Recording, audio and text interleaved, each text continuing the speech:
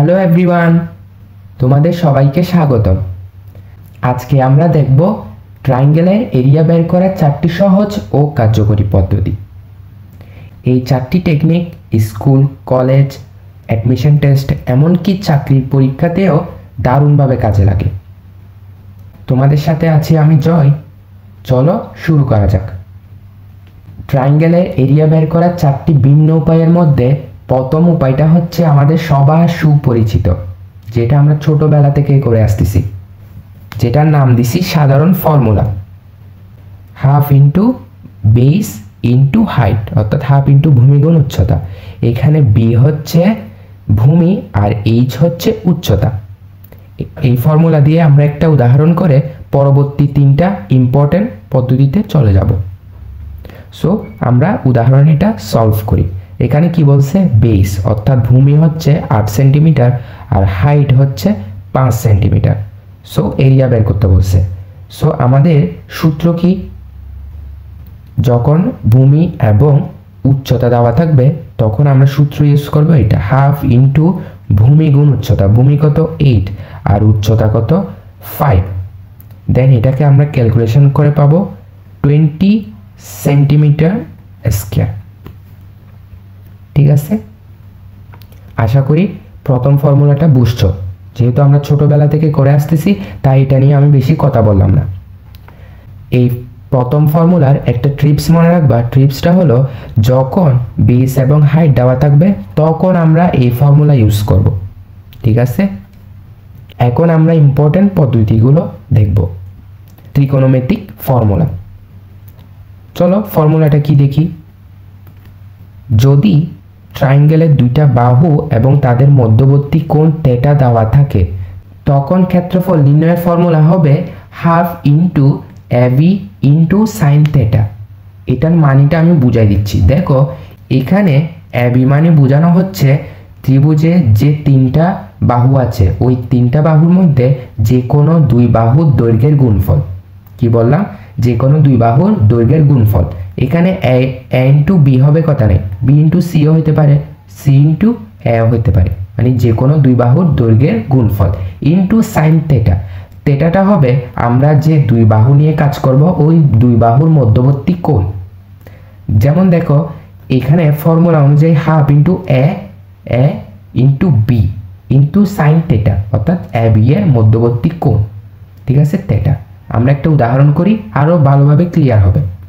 এটাতে কিন্তু তোমাদের অনেকের সমস্যা থাকে। দেখো এখানে ছোট হাতের বি ইকুয়াল টু 10 সেন্টিমিটার আর সি ইকুয়াল টু 12 সেন্টিমিটার, অর্থাৎ 2টা বাহুর দৈর্ঘ্য দেওয়া আছে এবং কোণ দেওয়া আছে বিএসসি ইকুয়াল টু 60 ডিগ্রি। তাহলে কোণটা দেখো বিএসসি, তাহলে এ কোণ হচ্ছে 60 ডিগ্রি। এখন 2টা বাহুর দৈর্ঘ্য দেওয়া আছে, এই জায়গায় ম্যাক্সিমাম ভুল করবে। দেখো এখানে ছোট হাতের বি হচ্ছে 10 সেন্টিমিটার। আচ্ছা এখানে যে 3টা বাহু দেওয়া আছে এই 3টার মধ্যে কোনটা ছোট হাতের বি ধরব, এটাতে অনেকে কনফিউজ লেগে যায়। দেখো এখানে শীর্ষবিন্দু কত দেওয়া আছে এ এর বিপরীত বাহুকে আমরা ধরব ছোট হাতের এ। শীর্ষবিন্দু এ এর বিপরীত বাহুর দৈর্ঘ্য ধরব আমরা ছোট হাতের এ। আর সি এর বিপরীত বাহু কোনটা এবি, তাহলে এবি কে ধরব, এবি এর দৈর্ঘ্য ধরব ছোট হাতের সি। আর বি শীর্ষবিন্দুর বিপরীত বাহু কোনটা এসি, এসি এর দৈর্ঘ্য ধরব ছোট হাতে বি। ঠিক আছে, কনসেপ্টটা বুঝছো? তাহলে দেখো তো বি কত দিছে 10 সেন্টিমিটার আর সি দিছে 12 সেন্টিমিটার। ঠিক আছে, এখন আমরা 2টা বাহুর দৈর্ঘ্য দেওয়া আছে, দেন কোণও দেওয়া আছে। তাহলে আমরা কোন ফর্মুলা ইউজ করব দেখো। তাহলে এরিয়ার ফর্মুলা হবে হাফ ইন্টু, এখানে কোন বাহুর দৈর্ঘ্য দেওয়া আছে বি এবং সি, তাহলে এখানে কি হবে B into C into sine theta. Then আমরা ইকুয়াল টু যদি আমরা মান নির্ণয় করি তাহলে কি পাবো, হাফ বি কত 10 আর সি কত 12 আর তাদের মধ্যবর্তী কোণ থেটা কত 60 ডিগ্রি। দেখো বি এবং সি এর মধ্যবর্তী কোণ কত 60 ডিগ্রি। আমরা যে 2 বাহু নিয়ে কাজ করব তাদের মধ্যবর্তী কোণ। ঠিক আছে, এটা যখন ক্যালকুলেশন করবে তখন আনসার পাবে, ঠিক আছে, সেন্টিমিটার স্কয়ার। আশা করি এই ফর্মুলাটা বুঝছো। এটার জন্য একটা ট্রিপস আছে, ট্রিপসটা হলো পরীক্ষায় ত্রিকোণমিতি বেস প্রশ্নের জন্য এই ফর্মুলাটা পারফেক্ট, ঠিক আছে। এখন আমরা তৃতীয় পদ্ধতিতে যাব।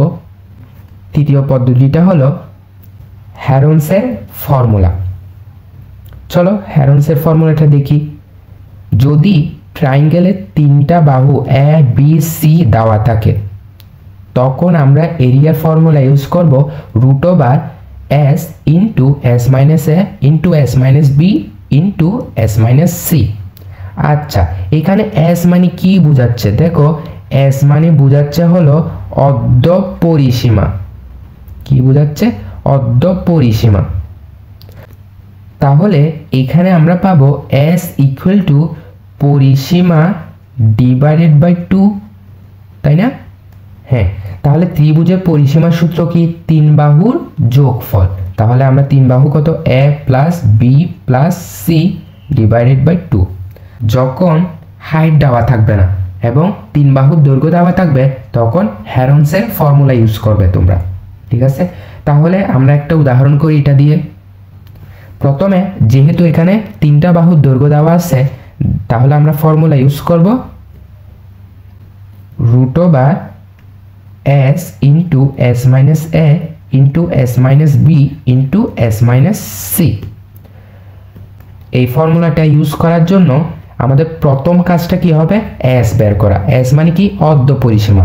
তাহলে আমরা এস বের করি। তাহলে এস ইকুয়াল টু কি? তিন বাহুর যোগফল। তা যোগ করি 7 প্লাস 8 প্লাস 9 ডিভাইডেড বাই 2। দেন এটা ক্যালকুলেশন করে দেখবা 12 আসবে। তাহলে পেয়ে গেছি এস। তাহলে আমরা এখানে বসাই দিব রুট ওভার 12 এস এর জায়গায়। দেন কত? এস মাইনাস এ। তাহলে 12 মাইনাস এ কত? 7 ইন্টু এস মাইনাস বি। তাহলে 12 মাইনাস বি কত? 8। দেন ইন্টু এস মাইনাস সি। তাহলে 12 মাইনাস সি কত? 9। দেন এখান থেকে পাবো 12 ইন্টু 7, 12 মাইনাস 7 কত? 5 ইন্টু পাবো 4 ইন্টু পাবো 3। দেন এখান থেকে ক্যালকুলেশন করে পাবা রুট ওভার 720। দেন আমাদের আনসার আসবে 26.83। প্রায় লিখতে পারো, এখানে প্রায় লিখি। আচ্ছা, এখানে সেন্টিমিটার স্কয়ার আর পাশে প্রায় লিখে দিতে পারো। আশা করি হ্যারনসের ফর্মুলা বুঝছো। আমরা কখন ইউজ করব হ্যারনসের ফর্মুলা? যখন ট্রায়াঙ্গেলের তিনটা বাহু দেওয়া থাকবে, ঠিক আছে। এখন আমরা আরেক সর্বশেষ পদ্ধতিটা দেখি। চলো, সর্বশেষ পদ্ধতিটা হলো যখন আমাদের এবিসি ত্রিভুজের শীর্ষবিন্দু এ বি সি এর স্থানাঙ্ক দেওয়া থাকবে তখন আমরা এই পদ্ধতিটা ইউজ করব। যেহেতু স্থানাঙ্ক নিয়ে কাজ করব সেহেতু আমাদের কি লাগবে? এক্স অক্ষ, ওয়াই অক্ষ। দেন এক্স অক্ষ ওয়াই অক্ষে আমি একটা ত্রিভুজ অঙ্কন করলাম যেখানে এ এর স্থানাঙ্ক দিলাম, বি এর স্থানাঙ্ক দিলাম, সি এর স্থানাঙ্ক দিলাম। এখন এটা কিভাবে করব দেখো। এরিয়া ইকুয়াল টু সূত্রটা একটু ভালোভাবে খেয়াল করো।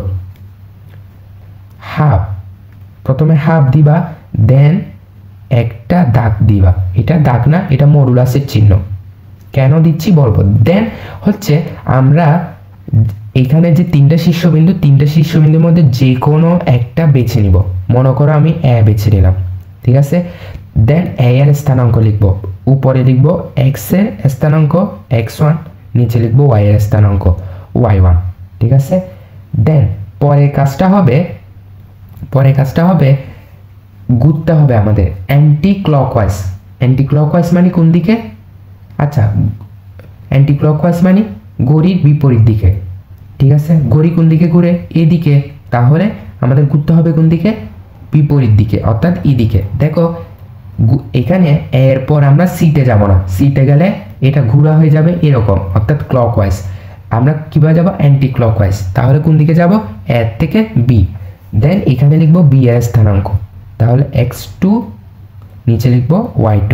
এখন বি থেকে কোথায় যাব, সিতে, x3 এখানে y3।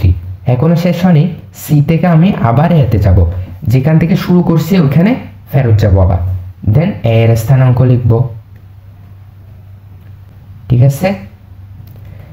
এরকম স্থানাঙ্ক দেওয়া থাকলে আমরা ফর্মুলা লিখে দেন কি করব, এখন এটা আমরা একটা উদাহরণ দিয়ে দেখব। এখানে যদি ফর্মুলা থেকে বুঝাই দিই তোমাদের বুঝতে সমস্যা হবে, সো আমরা একটা উদাহরণ করি চলো। এখানে উদাহরণে ত্রিভুজের 3টা শীর্ষবিন্দুর স্থানাঙ্ক দেওয়া আছে এবং এই স্থানাঙ্কগুলো ব্যবহার করে আমাদের এরিয়া নির্ণয় করতে হবে। প্রথমে আমাদের প্রথম কাজ হবে এক্স অক্ষ ওয়াই অক্ষ আঁকা, দেন এ বি সি ওই বিন্দুগুলো স্থাপন করা, দেন ওই বিন্দুগুলো একটার সাথে একটা কানেক্ট করব, তখন আমরা একটা ত্রিভুজ পাবো। যেমন আমি পাশে করলাম, এটা পাশে তোমরা করে দেখবা, ঠিক আছে। এখন আমরা এটা কিভাবে করব, আমাদের প্রথম কাজ কি হবে, হাফ দিব, হাফ দেওয়ার পর মডুলাস চিহ্ন দিব। আমরা যে কোনো একটা কি বিন্দু ধরে নিব, ধরে নিলাম এ, এর স্থানাঙ্ক লিখব প্রথমে 5, নিচে কত 2। দেন কোথায় যাব, এ থেকে বি অ্যান্টি ক্লকওয়াইজ, তাহলে বি এর স্থানাঙ্ক লিখব। দেন কোথায়, সি এর স্থানাঙ্ক, আবার কোথায় ফেরত আসবো, এতে, ঠিক আছে। আশা করি বুঝছো। এখন কি করতে হবে একটু ভালোভাবে শুনো। প্রথমে হাফ দিবা, দেন মডুলাস চিহ্ন দিবা। এখন দেখো এখানে যে হলুদ চিহ্ন দিচ্ছি, হলুদ দাগ দিচ্ছি, ওগুলো কি করতে হবে, ওগুলো হচ্ছে একে অপরের সাথে গুণ করতে হবে। দেখো কিরকম, এখানে 5 এর সাথে 5 গুণ করতে হবে কোনাকুনি। যদি গুণ করি আমরা কত পাবো, 25। দেন এখানে 4 এবং 2 গুণ করতে হবে, 4 এবং 2 গুণ করলে কত পাবো, 8। আর মাঝখানে পজিটিভ চিহ্ন, এখানে যে হলুদ দাগ দিলাম ওগুলো গুণ করার পর মাঝখানে আমরা প্লাস চিহ্ন দিব, ঠিক আছে। এখন দেখো আর কি বাকি আছে, 2 × 2, এগুলো গুণ করলে কত আসবে, 4, মাঝখানে কি চিহ্ন, প্লাস 4, ঠিক আছে। এখন দেখো, এখন আমরা এদিকে আসলাম, এরকম আসলাম, এখন যাব আমরা এইরকম কোনাকুনি, ঠিক আছে। এখন আমরা এটার কাজ করব, 2 × 4 কত আসবে, 8। আর মাঝখানে কি চিহ্ন থাকবে, 4 আর 8 এর মাঝখানে মাইনাস। আমরা এদিকে যখন আসছিলাম তখন প্লাস ধরছি, এখন এদিকে যখন যাব তখন মাইনাস দেবো, ঠিক আছে। আশা করি বুঝছো। দেন এই 5 × 2 কত আসবে, 10, আর মাঝখানে কি চিহ্ন, মাইনাস, তাহলে -10। আর পরে এটা গুণ করলে 5 × 2 তো কত আসবে, -10, আবার -10। দেন মডুলাস চিহ্ন দিব। দেন এখন আমরা এগুলো ক্যালকুলেশন করব, ক্যালকুলেশন করে পাবো 4.5 কি এখানে বর্গ একক, ঠিক আছে। আশা করি বুঝছো। এই 4টা পদ্ধতি তোমাদের বিভিন্ন ধরনের সমস্যায় হেল্প করবে। আজকের জন্য এতটুকুই। তোমাদের যদি এই ভিডিওটা ভালো লাগে তাহলে একটা লাইক দিও আর শেয়ার করিও, আর সাবস্ক্রাইব করতে যেন ভুলো না। পরবর্তীতে আবার দেখা হবে, ততক্ষণ keep learning, keep exploring, by.